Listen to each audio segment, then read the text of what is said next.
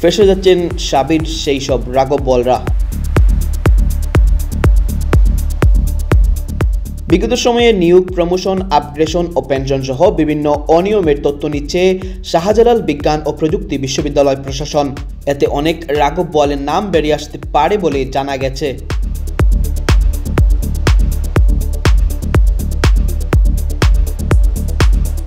মঙ্গলবার 25শে ফেব্রুয়ারি এক বিজ্ঞপ্তির মাধ্যমে বিষয়টি নিশ্চিত করেছেন উপ রেজিস্ট্রার মোহাম্মদ আমিনুল হক।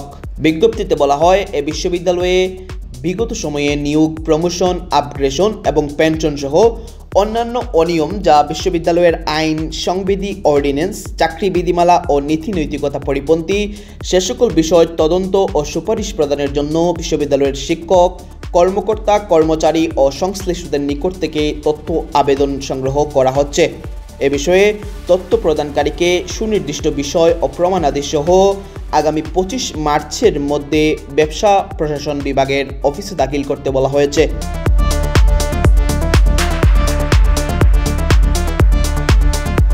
তথ্য প্রদানকারীর পরিচয় প্রয়োজনে গোপন রাখা হবে বলেও বিজ্ঞপ্তিতে উল্লেখ করা হয়।